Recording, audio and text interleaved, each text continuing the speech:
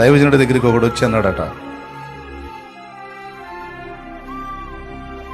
నేను యేసుప్రభుని నమ్ముకున్నాను, నాకేం జరగలేదు, బాప్తీసం కూడా తీసుకున్నాను, ఆయన నాకేం కాలేదు, నాకేం జరగలేదు, నేను అనుకున్న కోరికలు తీరలేదు, ఇప్పటిదాకా చూశాను, ఇంక వదిలేద్దాం అనుకున్నాను అన్నాడట.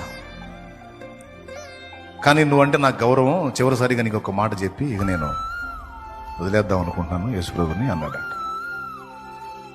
ఈయన అన్నాడట, సరేలే, నువ్వు అలా తీర్మానం చేసినప్పుడు నేను మాత్రం ఏం చేస్తాను, నా మీద గౌరవం ఉందన్నావు కాబట్టి ఒక మాట చెబుతా, చేస్తావా అన్నాడంట. చివరిసారిగా ఈ ఒక్కటి చేస్తావా? తప్పకుండా చేస్తా, చెప్పు, అది నీ మీద గౌరవాన్ని బట్టి అన్నాడంట. అంటే అంత ఇరిటేషన్ వచ్చింది యేసయ్య మీద. అతడు అనుకున్న కోరికలే తీర్చలేదంట. అందుకని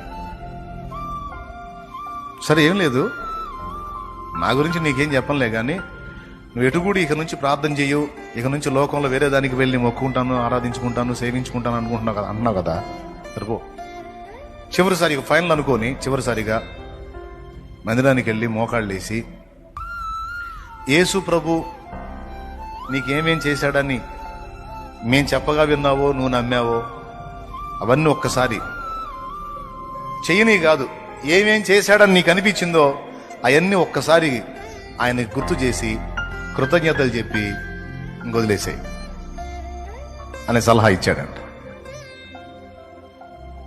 ఓ అదంతా తప్పకుండా చేస్తా, ఒక్కటేగా, సరి చేస్తాపు అని మందిరానికి వెళ్ళి మోకాళ్ళు వేసాడు. చివరిసారిగా మోకాళ్ళు తన కోసం ఆయన ఏమేం చేశాడో అవన్నీ గుర్తు చేసుకొని కృతజ్ఞతలు చెప్పి ఇక మానుకోమన్నాడు కదా, ఇక మోకాళ్ళు వేసి మొదలు పెట్టాడు. అందులో మొట్టమొదటిది, ప్రభువా నీవు నన్ను సృష్టించిన సృష్టికర్తవి, ప్రభువా నీవు నన్ను ప్రేమించావు, ప్రభువా నేను పాపినై ఉండగానే నా కోసం ప్రాణం పెట్టావు, నా కోసం సిలువను మోసావు, నా కోసం శ్రమను అనుభవించావు, నేను పాపినై ఉండగానే నన్ను ప్రేమించావు, నాకు ఆహారం ఇచ్చావు, తిని బతుకున్నాను. చిన్నగా ఎప్పుడైతే మోకాళ్ళు నీకు దేవుడి గురించి, దేవుడి కార్యాల గురించి మొదలు పెట్టాడో దేవుని ఆత్మ వశమయ్యాడు.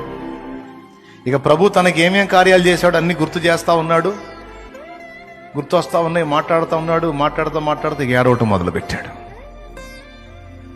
ఇన్ని కార్యాలు చేసిన నిన్ను నేను ఎందుకు వదలాలి? ఎందుకు వదలాలయ్యా? సత్యన నిన్ను వదిలిపెట్టను, నన్ను క్షమించు. సత్యన నిన్ను వదిలిపెట్టను, నన్ను క్షమించు. ఈ దురాలోచన వచ్చినందుకు నన్ను క్షమించని తిరిగి దేవుణ్ణి కనెక్ట్ అయిపోయాడు.